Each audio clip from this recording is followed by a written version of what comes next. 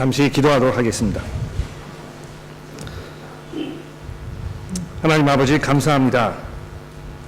이렇게 저희를 교회로 불러 모아 주시고 우리가 하나님의 말씀을 듣는 이런 시간을 허락하여 주셨으니 이제 저희가 집중할 수 있도록 주께서 도와주시고 우리가 이 분별력을 가지고 말씀을 들으며 우리가 매일매일 삶을 복음에 부르신 그 부르심에 합당한 모습으로 살아갈 수 있도록 저희를 먹여주시고 입혀주시기를 우리 구주 예수 그리스도의 이름으로 간절히 기도합니다. 아멘. 얼마 전에 지나가다가 원조 해장국이라는 집의 그 이름을 제가 보게 되었습니다. 원조라는 말이 굉장히 유행어가 된 것 같아요. 어디를 가든지 우리가 원조이다 이제 이렇게 많은 분들이 이야기를 하시는데요. 적어도 제가 기억하기로는 그 가게가 가장 먼저 세워진 가게는 아니었습니다.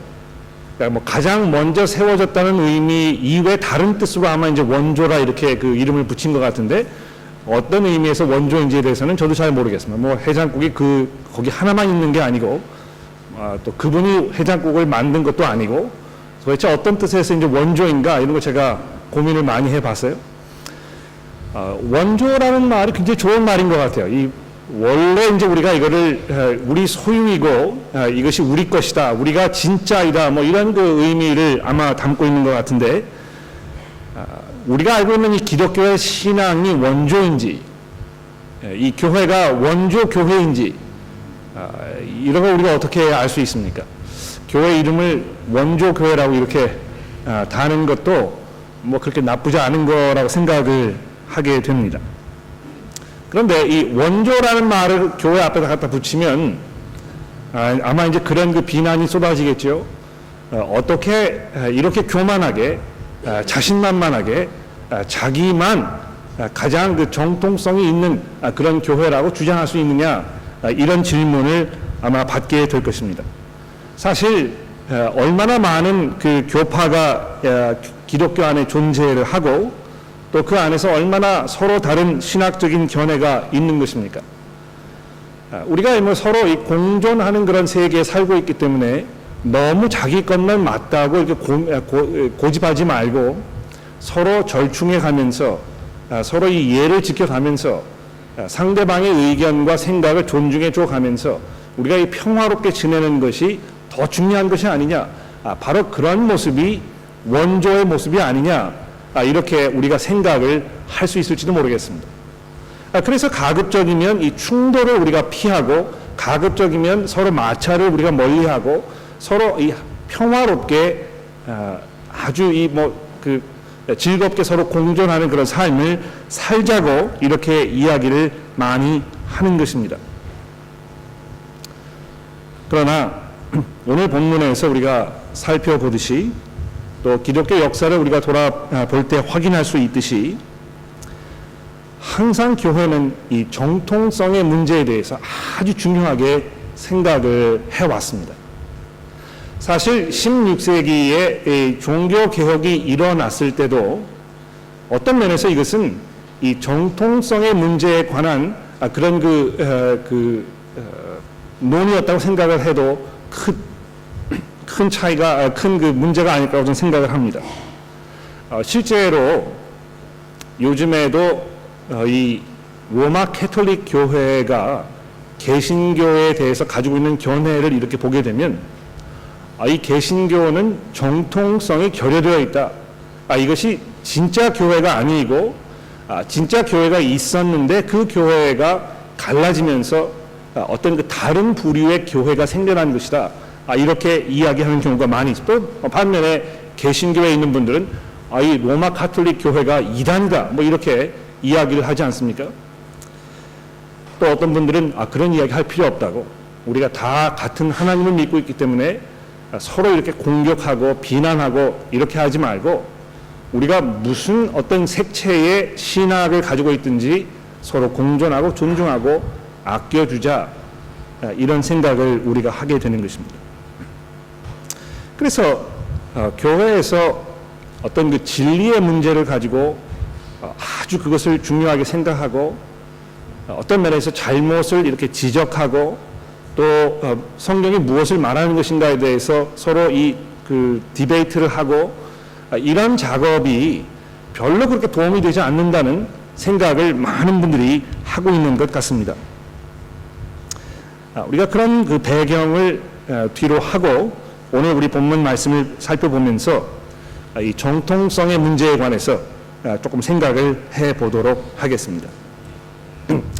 자, 사도 바울이 예루살렘에 올라가서 자기 자신을 변호했지만 아시아에서 온 유대인들의 그 공격에 의해서 체포를 당하지 않았습니까?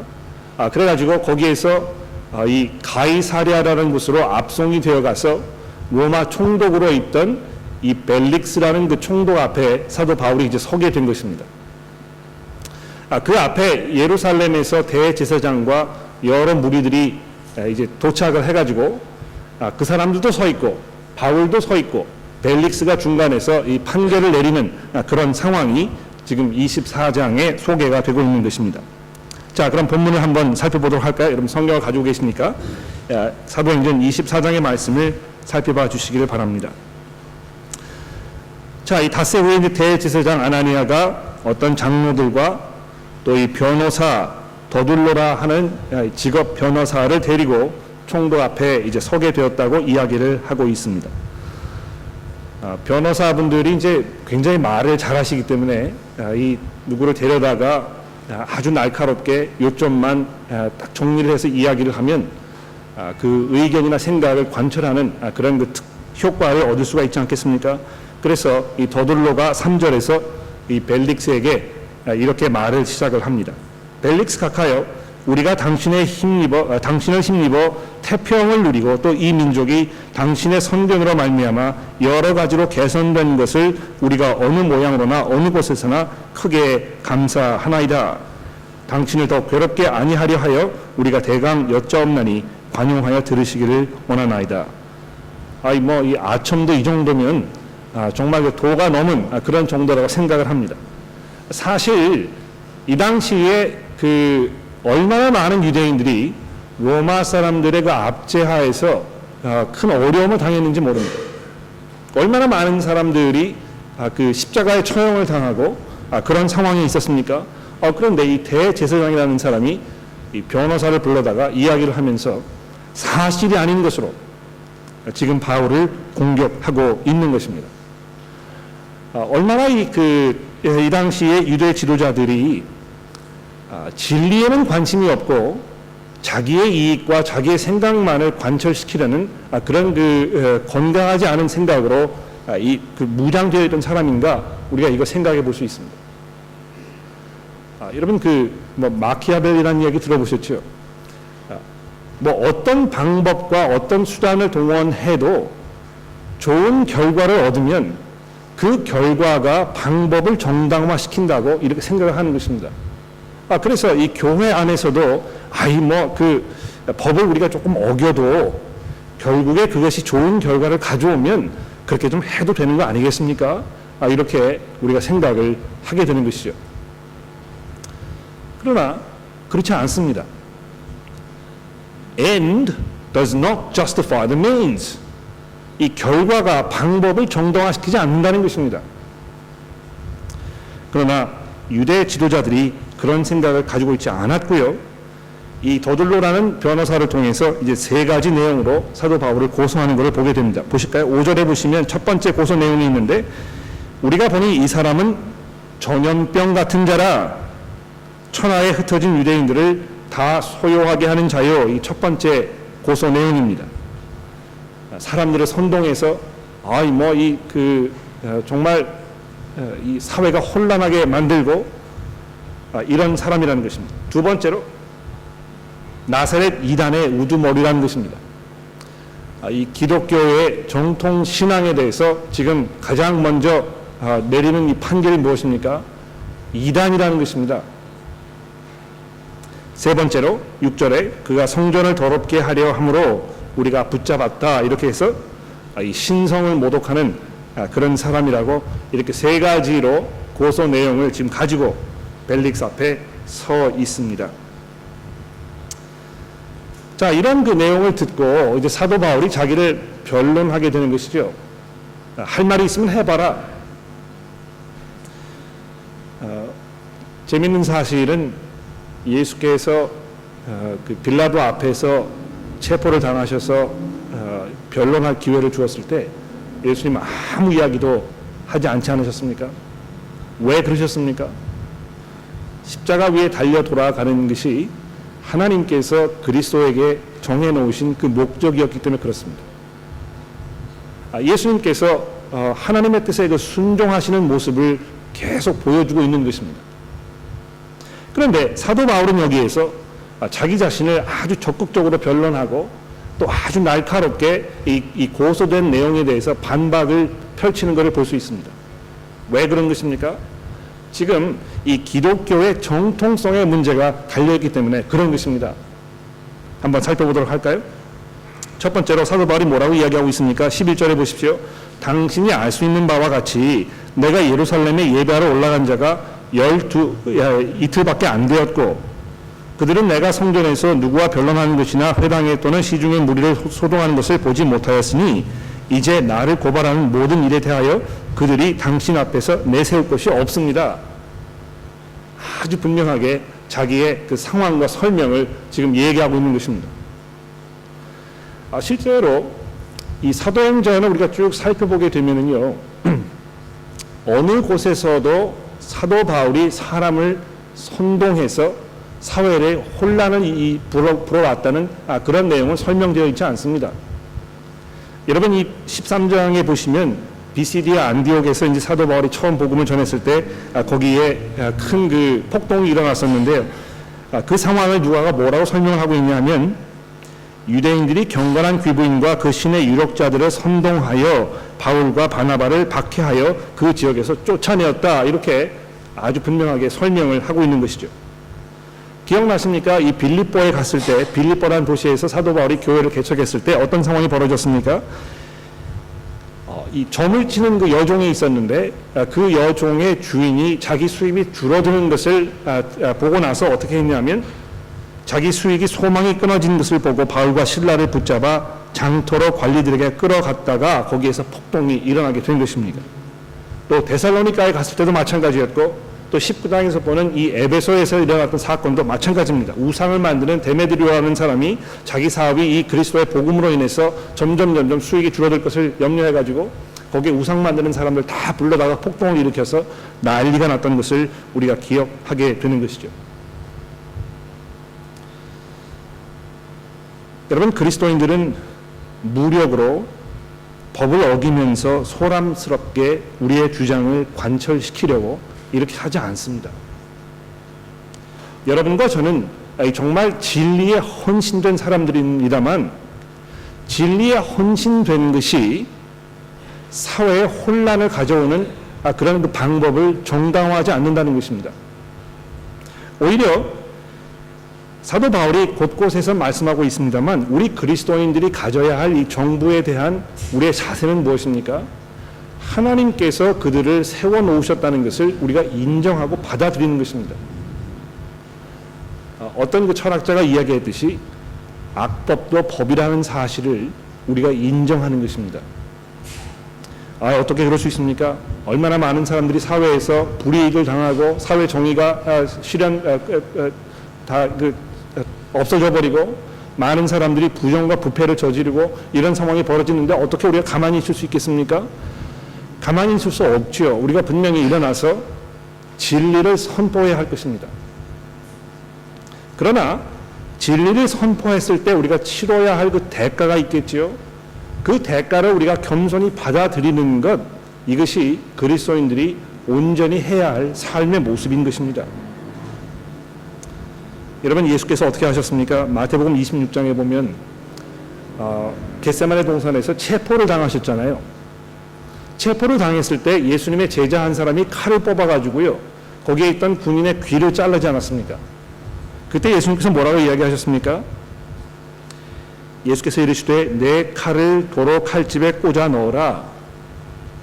칼을 가진 자는 다 칼로 망하느니라. 너는 내가 내 아버지께 구하여 지금 12군단 더 되는 천사를 보내시게 할 줄을 너희가 모르느냐? 예수님께서 힘이 없으셔서 이렇게 당하시는 것이 아니라는 것입니다. 하나님께서 이 온 세상을 통치하고 계시고 그분께서 세상의 주인이시기 때문에 우리가 원한다면, 하나님께서 원하신다면 얼마든지 이 세상을 지금 정리하실 수 있는 분이라는 것입니다. 그러나 그렇게 하지 않는 이유가 있지 않습니까? 하나님께서 지금 당장 이 순간 정의를 이 땅에 실현하지 않으시는 이유가 있지 않습니까? 그 이유가 무엇입니까? 세상에 회개할 기회를 주시는 것입니다. 지금 하나님께서 정의를 이 땅에 구현하시면 아직 예수 그리스도를 구주로 모르는 사람들 어떻게 되겠습니까? 어떤 면에서 이 세상에 불의가 계속되고 불행이 반복되는 이런 것이 아주 고통스럽고 괴로운 일입니다만 어떤 면에서는요, 그것이 연속되어 가는 것이 하나님의 은혜이기도 합니다. 왜 그렇습니까? 우리에게 회개할 기회를 주시는 분이시기 때문에 그렇다는 것이죠. 그러므로 우리가 함부로 일어나서 어떤 그 체제를 전복시키려고 하거나 이렇게 할 수 없다는 것입니다. 그래서 정부 차원에서 기독교인들을 핍박하거나 압제할 아무런 이유가 없습니다. 요즘 우리 사회에 이 무슬림 교도들에 대한 어떤 그 많은 논란이 벌어지고 있지 않습니까? 기독교인들과 이슬람교가 가지고 있는 근본적인 차이점이 무엇입니까? 이슬람교를 창시했던 모하마드는 기본적으로 군인이었습니다. 장군이었습니다. 얼마나 그 무자비한 폭력을 휘둘렀던 사람인지 모릅니다.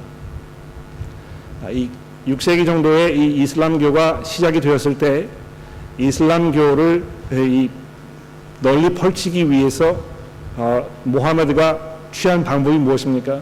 무력으로 사람들을 제압하는 것이었습니다. 항복시키는 것이었습니다. 어떤 면에서 그 코란에 담겨 있는 그런 그 모든 생각들이 이렇게 그냥 우연히 나타나는 것이 아니라는 것입니다. 그러나 예수 그리스도께서 예루살렘에 올라가셨을 때 개선 장군처럼 말 위에 앉지 아니하시고 나귀 위에 앉으신 그 이유가 무엇입니까? 바로 그분이 평화의 왕이시기 때문에 그런 것입니다. 그분을 우리의 구주로 고백하는 성도 여러분들도 우리 모두도 이 세상에서 우리가 평화를 유지하며 사도 바울이 이야기하지 않습니까?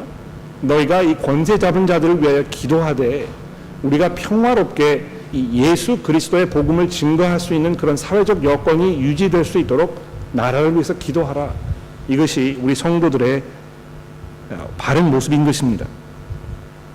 두 번째로 14절에 보시게 되면 이 정통성의 문제에 대해서 사도 바울이 이렇게 대답을 하고 있습니다. 그러나 내가 이것을 당신께 고백하겠습니다.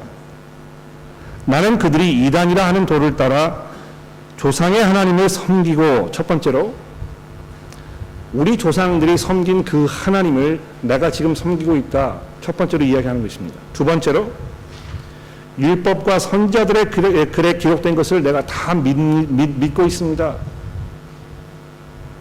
세 번째로 그들이 기다리는 바 하나님을 향한 소망을 나도 가진 것입니다.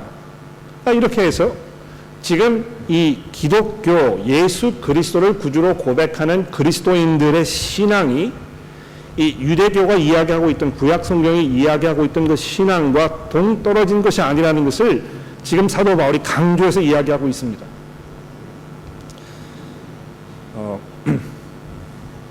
제가 그저께 인터넷을 통해서 한국의 아주 유명한 스님 한 분이 계십니다. 그분 어떤 분인지 제가 이름을 이야기하지 않겠습니다만 그분이 지금 인기가 대단해요. 얼마나 강연을 많이 다니시는지 모릅니다. 미국에서 강연했던 내용이 인터넷에 올라왔길래 제가 한 1시간 반가량 앉아가지고 이제 그거를 이렇게 시청을 했는데요. 좀 공감하는 부분도 있었고 또 웃음이 나는 부분도 있었고 또 화가 나는 부분도 있었습니다. 그런데 그분이 많은 이야기를 하셨는데 거기에서 제가 지금 기억에 나는 것 중에 하나는 무엇이냐 하면 이 기독교에 보면 구약과 신약 성경이 구분되어 있지 않습니까? 구약에 있는 하나님은 정말 무서운 하나님이고 진노의 하나님이고 심판의 하나님이지만 신약에 있는 하나님은 그런 하나님이 아니고 사랑의 하나님이다. 그래서 기독교인들이 지금 예수를 믿는다면 심판이나 이런 거를 생각하고 이야기하지 말고 정말 평화와 사랑을 서로 추구하는 그런 삶을 사는 것이 맞다. 신부님께서 이렇게 이야기를 하셨어요. 또 그 자리에 있던 많은 분들이 그 이야기를 들으면서 막 박수를 치고 막 환호하는 그런 장면이 소개가 되어 있었습니다. 이 성경을 모르시면 이야기를 하지 않으면 좋겠는데요. 자기의 무시를 계속 드러내는 것입니다. 제가 얼마 전에도 말씀을 드렸습니다만 1950년대, 60년대에 가장 유명한 철학자와 수학자 중에 한 명이었던 이 버트런드 라셀이라는 사람이 있었는데요. 내가 왜 그리스도인이 아닌가라는 책을 써가지고 이 사람이 얼마나 많이 돈을 벌었는지 모릅니다. 그런데 그 사람이 쓴 그 책을 읽어보면 기독교에 대해서 아무것도 모르는 거예요. 리처드 도킨스라는 옥스퍼드의 유명한 생물학 교수가 지금 계속해서 만들어진 하나님이라는 책 가지고 이 선풍을 일으키면서 많은 사람들에게 이 반기독교적인 생각을 계속 주입시키고 있지 않습니까? 여러분 그 책 한번 읽어보십시오. 내가 믿는 기독교는 이렇지 않는데 이런 생각을 계속 하게 될 것입니다. 왜 그렇습니까? 기독교에 대해서 아무것도 모르면서 이 글을 쓴다고 하기 때문에 그런 것입니다. 그런데 여기 보십시오. 사도 바울은요, 구약의 하나님과 신약의 하나님이 다른 하나님이라고, 신약에 있는 예수 그리스도의 복음이 구약과 연관이 없는 것이라고 이렇게 이야기하지 않습니다. 이 정통성이 지금 이 구약에 있는 하나님의 말씀으로부터 이루어지고 있다는 것을 사도 바울이 3번이나 강조해서 이야기하고 있지 않습니까?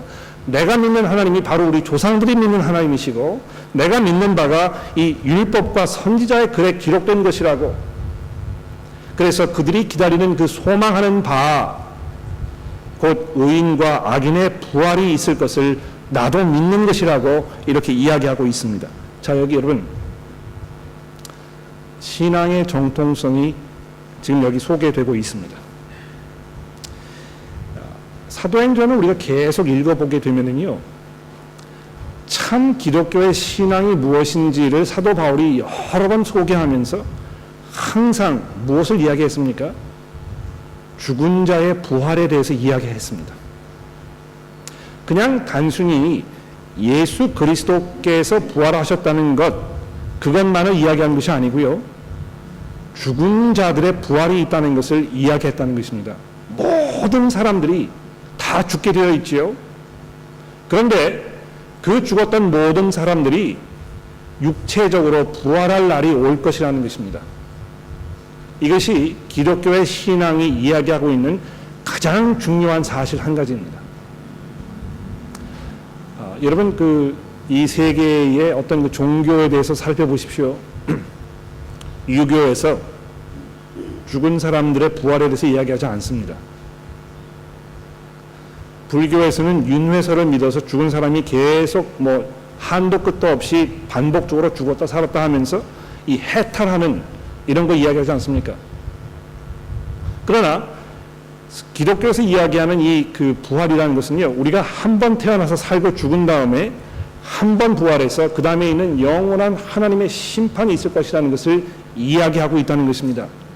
이것이 기독교가 이야기하는 신앙의 정통입니다.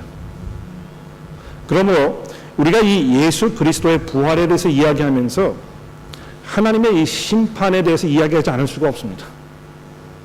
여러분, 이 성경에 있는 하나님의 복음을 믿는 사람들이라면 여러분과 제가 어떻게 이 땅에서 살았는지 아주 중요하고, 우리가 원하지 않았던 때에, 우리가 기대하지 않았던 때에 우리의 삶이 마감하게 될 것이고, 그 후에 얼마 있다가 그리스도께서 재림하시게 되면 죽었던 모든 사람들이 일어나게 될 것이라는 것입니다. 여러분, 하나님을 만날 준비가 되어 계십니까? 하나님께서 여러분의 이름을 부르셨을 때 여러분께서 하나님 앞에 나아가서 지금까지 살아오셨던 삶의 모든 것들을 보여드리고 하나님께서 우리에게 책임을 물으실 때 우리가 그분에게 우리의 삶을 해명할 그런 준비가 되어 있습니까? 요즘에는 교회에서 이 심판의 문제에 대해서 가급적이면 이야기하지 않으려고 합니다. 왜 그렇습니까? 심판을 이야기하면 죄의 문제에 대해서 이야기해야 되고, 죄의 문제에 대해서 이야기하기 시작하면 육체의 죽음의 문제에 대해서 이야기할 것이고, 육체의 죽음의 문제에 대해서 이야기하게 되면 영원한 지옥에 대해서 이야기하게 될 것이기 때문에 가급적이면 그런 이야기 하지 말자고, 그저 우리가 이 땅에서 정말 행복하고 평화롭게 사업이 번창하고 건강하게 행복한 가정생활을 누리면서 살 길이 있다는 이런 것 우리가 강조해서 이야기하자고 계속해서 얼마나 많은 시도들이 벌어지고 있는지 모릅니다. 그러나 정통 기독교의 신앙이 뭘 이야기하고 있는 것입니까? 예수 그리스도께서 여러분과 저의 죄를 위해서 돌아가셨다는 것입니다.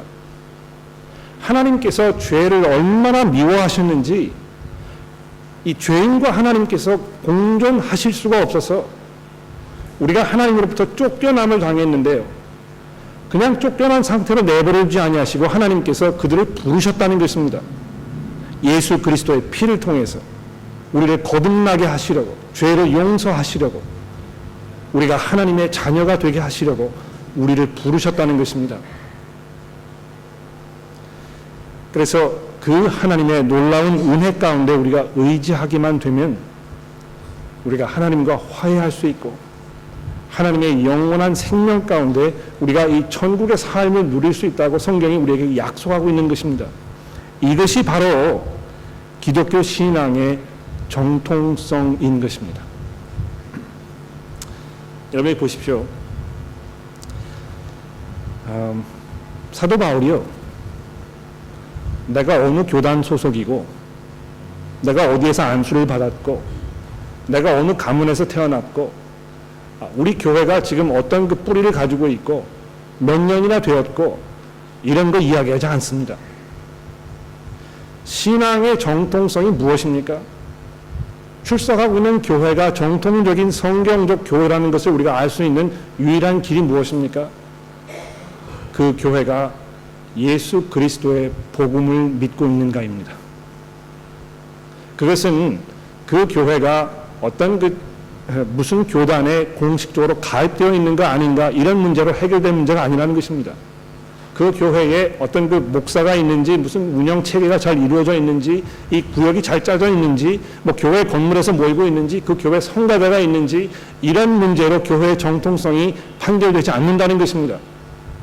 그런 것들을 모두 갖추고 있는 교회들 가운데에도 예수 그리스도의 복음 안에 있지 않은 교회들이 분명히 있지 않습니까? 그렇습니다, 여러분. 여러분과 제가 해야 할 일은 무엇입니까? 예수 그리스도의 복음을 지키는 것입니다. 그것을 믿고 의지하는 것입니다. 그 안에서 사도 바울이 이야기하고 있는 것처럼 부활의 소망을 기다리면서 사는 것입니다. 여러분, 오늘 설교가 끝난 다음에 우리 이 부활절에 부르는 찬송 부르게 될 것입니다. 부활절도 아닌데 뭐 그 찬송을 부르시냐고 생각하실지 모르겠습니다만 어떤 면에서는 우리 교회에서 매주마다 부활절에 부르는 찬송을 좀 불렀으면 굉장히 좋을 거라고 생각해요. 왜 그렇습니까? 바로 그것이 기독교 신앙의 정통성을 유지시켜 주기 때문에 그런 것입니다. 우리가 그것을 고백하지 않는다면 우리는 정통적인 교회라고 이야기할 수 없는 것입니다. 굉장히 슬프고 창피하고 안타까운 이야기인데요. 지금은 이제 그분이 자리에서 내려오셨습니다만 호주 성공의 교회에 여러 그 지역구가 있지 않습니까? 이제 우리는 이 시드니 지역에 속해 있기 때문에 이제 시드니 다이어시스라고 이제 부르는데, 이 호주에 뭐 한 30개 정도의 그 지역구가 있습니다. 멜번도 따로 있고, 캔베라도 따로 있고, 뭐 베스트도 따로 있고, 뉴카슬도 따로 있고 이런데요. 이 퍼스 지역의 그 수장이었던 거기 그 대주교 목사님이 퍼스의 대주교 목사를 직을 하면서 호주 전체 교회, 성공의 교회의 대표였습니다. 그런데 이 양반이 대표직을 수행하면서 시드니 모닝 헤럴드에 무슨 기사를 수년 전에 내셨냐면 예수 그리스도의 육체적 부활은 신화일 뿐이다. 왜 그런 분이 교회를 대표하는 수장으로 임명이 되셨는지 도무지 이해를 할 수가 없습니다. 그렇지 않습니까, 여러분? 그런 상황이 벌어졌을 때 여러분과 저는 그냥 가만히 앉아서 뭐 그럴 수도 있겠지. 그분이 높은 분인데 뭐 다 알아서 하시겠지. 이렇게 가만히 앉아 있을 수가 없는 것입니다. 사도 바울이 예수 그리스도의 복음에 대해서 증거하면서 지금 얼마나 이 혹독한 대가를 치르고 있는 것입니까? 실제로 복음을 증거하는 교회들이 얼마나 많은 어려움과 핍박 속에 있는지 모릅니다. 카나다에 있는 이 복음주의 교회들은요, 교단으로부터 교회 건물을 사용할 수 없다는 제재를 공식적으로 받았습니다. 쫓겨난 것입니다. 교회 건물에 들어갈 수가 없습니다. 왜 그런지 아십니까? 이 성경이 하나님의 정확무한 말씀이라는 것을 지금 증거하고 그것을 지키고 있기 때문에 그렇다는 것이죠. 영국에 있는 성공회에서는요, 계속해서 이 동성연애 문제와 여성사제 문제의 그 안수 문제로 지금 뭐 난리가 아닌 것입니다. 얼마나 많은 복음주의자들이 교회 안에서도 핍박을 받고 있는지 모릅니다. 사실 그리스도의 복음을 고백하는 사람들이 별로 그렇게 환영을 받지 못하는 그런 시대에 우리가 살고 있는 것이 분명합니다. 그러나 우리는 물러서지 말아야 할 것입니다. 우리가 복음을 지키고 바로 이것이 우리의 유일한 소망이라는 것을 고백하면서 우리가 끝까지 우리의 길을 가야 할 것입니다. 바로 그 가운데에서 교회의 정통성이 지켜지는 것입니다. 좀 더 드릴 말씀이 있었습니다만 시간이 많이 지나서 제가 오늘 여기서 정리를 하고요. 다음 주일날 계속해서 나머지 부분을 말씀을 드리도록 해보겠습니다. 우리가 이제 그 찬송을 부를 때 부활절 찬송을 부를 텐데요.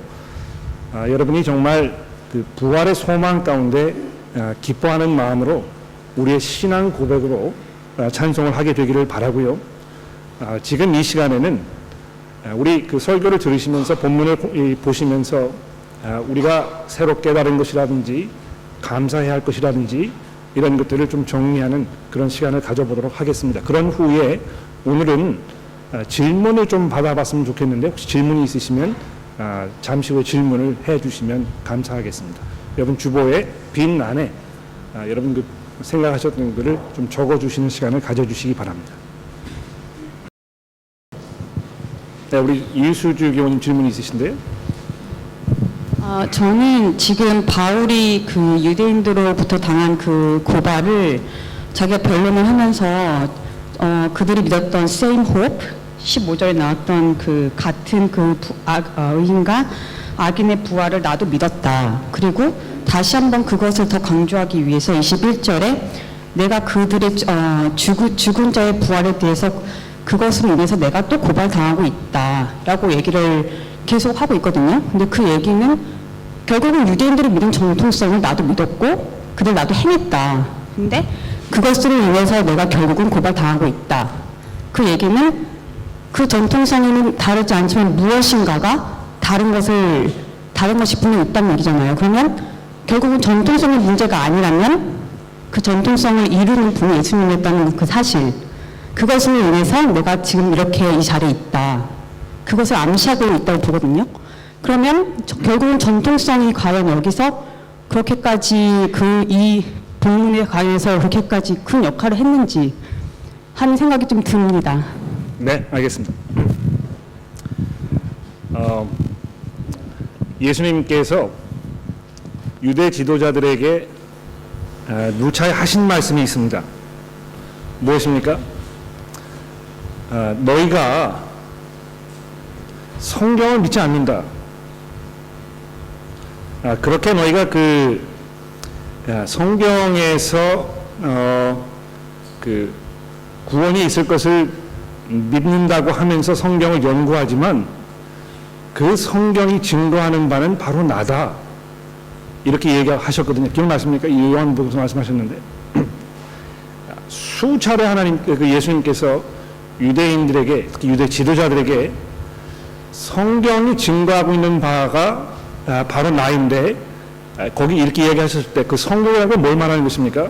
여기 지금 사도 바울이 이야기하고 있는 그 율법과 선지자를 이야기하는 것입니다. 그렇죠? 율법과 선지자라는 그 표현은 구약 성경 전체를 통틀어 이야기하는 그 관례적인 표현이거든요. 뭐냐면 구약 성경이 율법과 선지서와 시가서로 나눠져 있었기 때문에 이렇게 표현을 한 것입니다.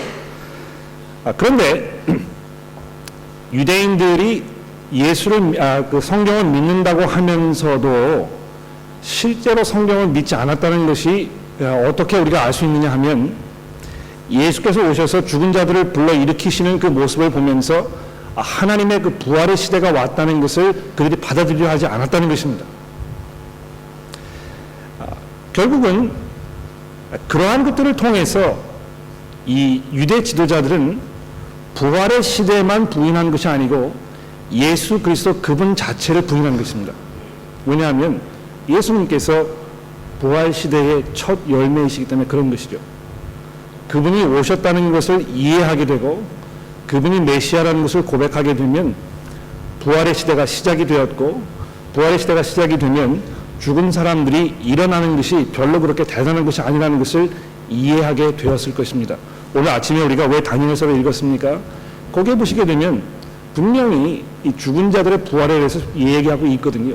그런데 다니엘서에서만 그런 것이 아니고요, 얼마나 많은 곳에서 이 죽은 자들의 부활에 대해서 구약 성경이 이야기하고 있는지 모릅니다. 어떤 면에서 성경에 입각한 신앙을 가지고 있는 정통적인 신앙이라면, 성경이 증거하고 있는 이 새로운 하나님의 시대, 이 그리스도를, 메시아를 통해서 시작될 그 새로운 하나님의 시대를 기대하고 고대하는 그런 삶을 살았던 것이 중요한 것입니다. 그래서 마리아가 아이를 데리고 성전에 올라가서 갔을 때에 거기에 있던 요셉이라는 사람이나 이 사람들이 그 예수 그리스도를 보고 뭐라고 얘기했습니까? 예루살렘의 회복을 기다리는 그 때가 이제 완성이 된 것이라고 이렇게 얘기하지 않습니까? 새로운 시대가 이제 시작이 되었다는 것을 이들이 알고 있었다는 것입니다. 그런 면에서 이 부활 사건의 그 고백과 이 믿는다는요, 이 신앙의 정통성을 생각하는 데 있어서 가장 중심적이고 핵심적인 포인트가 될 수밖에 없는 것입니다. 마치도록 하겠습니다.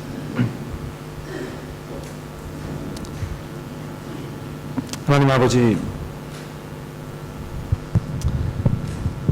예수 그리스도의 죽으심과 부활하심을 통해서 우리가 하나님과 회복되었다는 것을 이 시간 기억하며